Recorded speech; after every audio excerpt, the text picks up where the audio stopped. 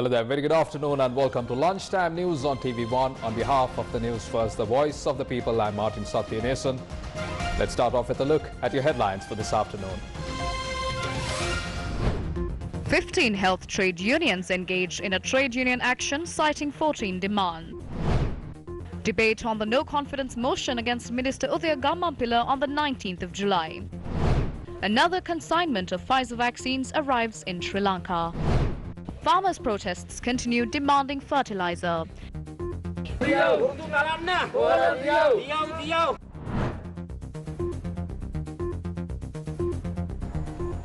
Now those stories in detail.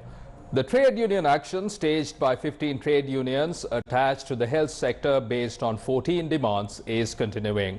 Chairman of the Supplementary Medical and Paramedical Services Federation, Ravi Kumude, stated that the trade union action is being carried out due to the deliberate divisions between the government and the Ministry of Health in providing solutions to the common demands of the nursing, supplementary and medical services.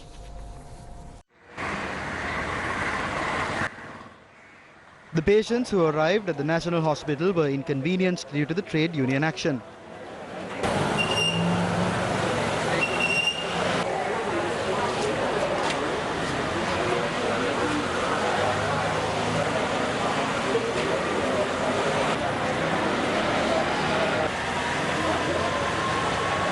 This was the situation at the Kalubowila Teaching Hospital. Patients alleged medicine is not issued even after the doctors have prescribed it after examining the patients.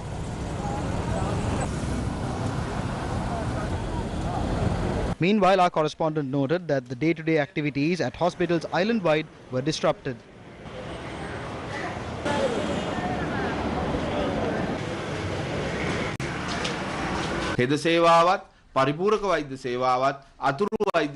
Injustice was caused to the nursing services, supplementary medical services and other medical services continuously.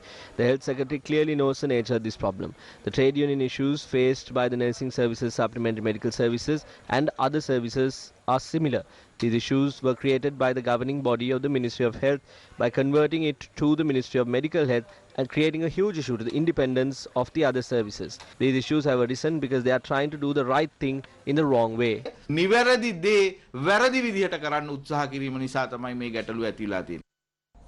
The Qatar Airways flight QR668 carrying the first consignment of 26,000 doses of the Pfizer vaccine arrived in Sri Lanka today.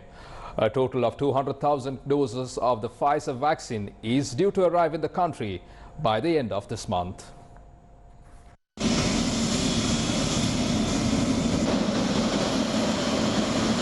The Ministry of Health said Pfizer vaccine will be administered as a second dose of the AstraZeneca vaccine. The recommendation was made by the Committee on Infectious Diseases of the Ministry of Health. However, around 600,000 people who received the first dose of the AstraZeneca Covishield vaccine have not received their second jab yet. Last month, the President's Media Division announced that a consignment of vaccines will be provided to Sri Lanka by Japan.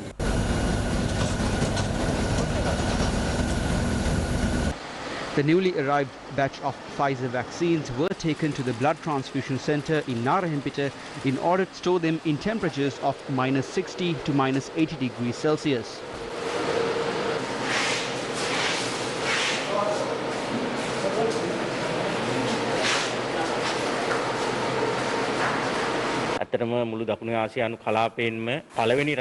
Sri Lanka is the first South Asian country to receive the Pfizer vaccine. Agreements have been reached to receive 5 million doses of the Pfizer vaccine. The Pfizer vaccine is considered a renowned vaccine worldwide.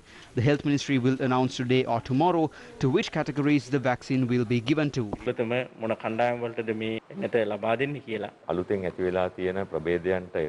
We will use this vaccine to combat the new variants and as a second dose. Moreover, we will be receiving close to 200,000 vials of the vaccine within this month. Several measures have been taken to ramp up the vaccination drive in the country. And what are these measures? Let's now take a look. Vaccination drives were carried out in selected hospitals of the Triforces from today in order to speed up the inoculation program.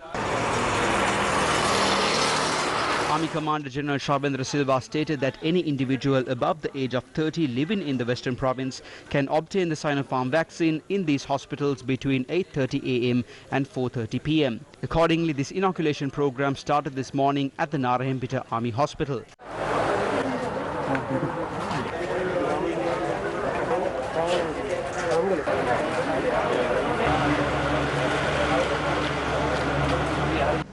Several areas were isolated today as well. And what are these areas? According to the Army Commander, Kuda Vaskadua West 710 GN Division in Kalutara North Police Area was isolated with immediate effect from 6 a.m. today. While these areas have been isolated, the isolation status in several other areas have been lifted. Let's now take a look. Dapane GN Division in Ratnapura was released from isolation from 6 this morning. Interprovincial travel will be further limited according to the health guidelines published by the Director General of Health Services yesterday. Only employees of the essential services sectors will be permitted to travel through provincial borders. Police checkpoints have been established in 14 entry and exit points to the Western Province.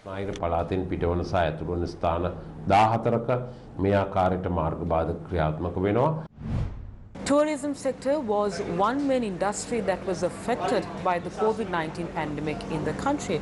Now several decisions have been made with regard to the foreigners who come down to Sri Lanka on tourism. Let's take a look. Under the biobubble concept, all tourist spots will be open for tourists arriving in the country. Director General of the Tourism Development Authority, Dhammika Vijay Singh, has stated that this decision was reached following discussion with health authorities. Meanwhile, the Tourism Development Authority has decided to exempt all tourist service license renewal fees. Accordingly, until the 31st of December, the Tourism Development Authority will not charge a license renewal fee for registered tourist services.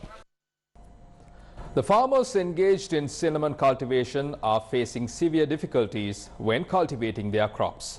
Without any assistance or alternatives, the farmers have now taken to the streets. The group of farmers engaged in a protest in Mitiagoda in Ambalangoda demanding for fertilizer for cinnamon cultivation.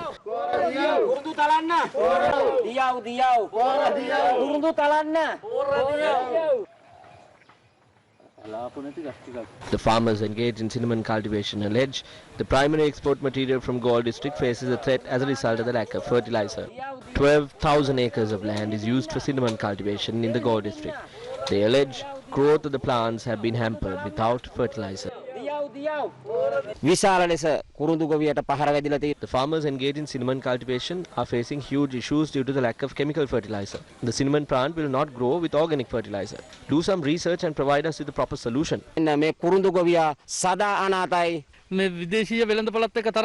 are competing against the foreign market. We cannot meet their demand by using organic fertilizer. Please understand that there are things that we can do using organic fertilizer. There are things we cannot.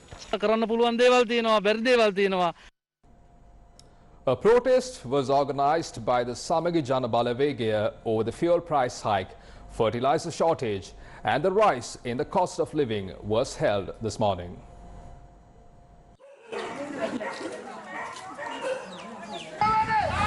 The protest organized by SJB MP Ajit Mana Peruma was carried out in Gampaha.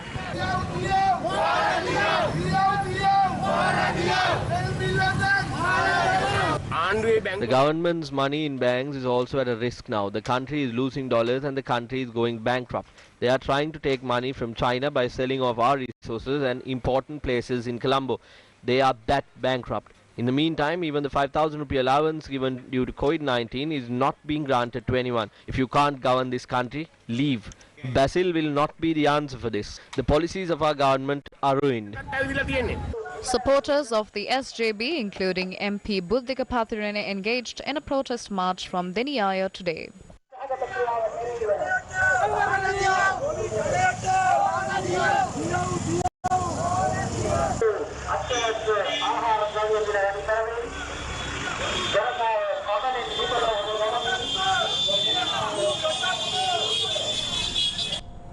Meanwhile, another protest demanding concessions for the fishing community was organized by the fishing community in Unawatuna, and the All Ceylon Fisheries Federation was held in the Unawatuna beach this morning.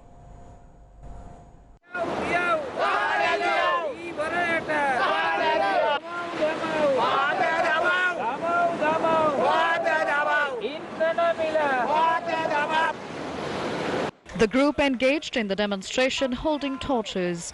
The fishermen point out that the community is facing hardships due to the Express Pearl disaster and the fuel price hike.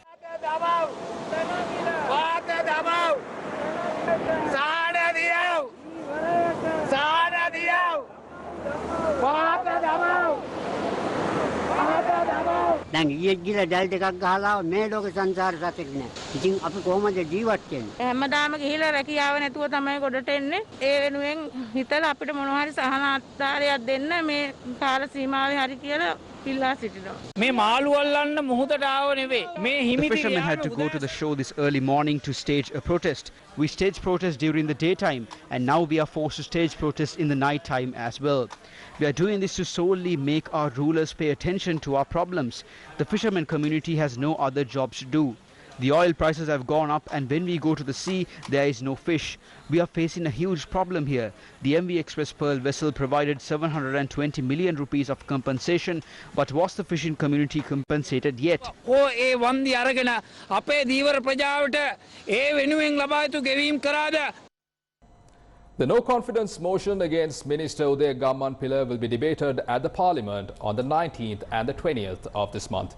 The decision was made at a party leaders meeting that was held this morning. The debate on no confidence will be held on Monday and Tuesday, which is the next parliamentary session. We said we will have to expedite it.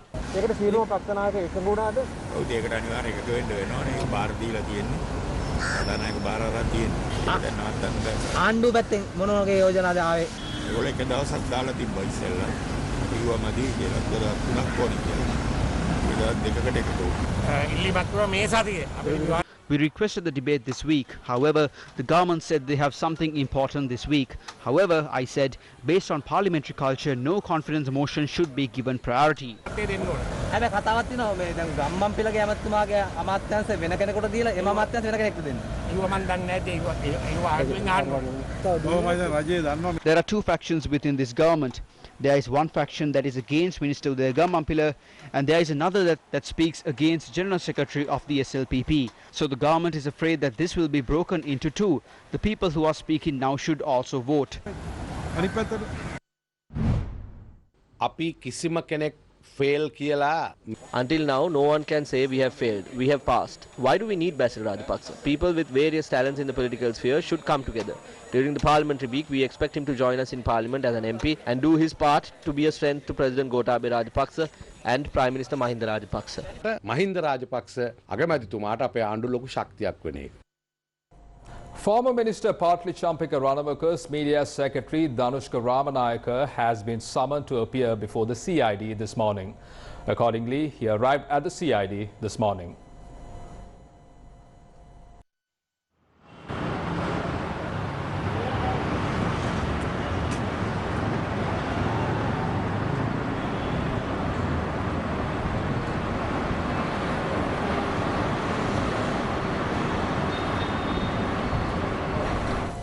Meanwhile, a protest was held in front of the Isurupaya Ministry of Education this morning against the Kotalawala Education Act. The protest was jointly organized by the Ceylon Teachers Service Union and the Socialist Students Union.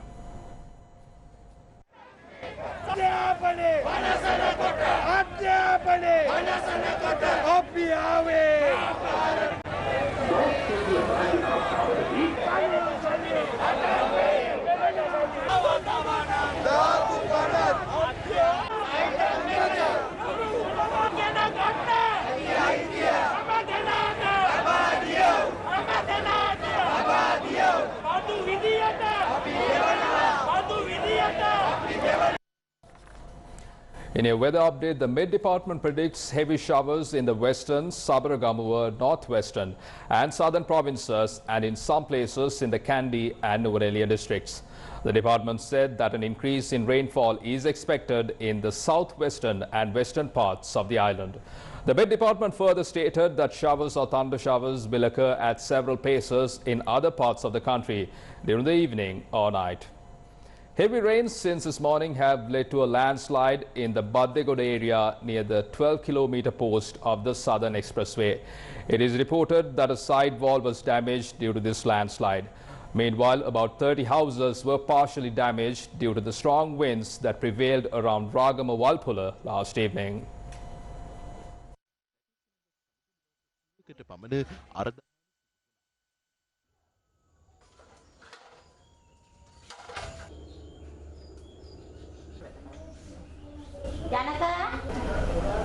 Students facing difficulties with online education have come to light on many occasions. One main reason for this is a lack of infrastructure and mobile phone reception in rural areas. Imagine our plight when the internet that we use is slow when we are doing something important. Now imagine a situation where we would have to go off maybe even to a graveyard to look for mobile phone reception. This is a story such as that. When a group of students of Kundasale searched for mobile coverage all around their village, they found it at a graveyard. Since they do not have any other option, they have resorted to carrying out their education activities at this graveyard.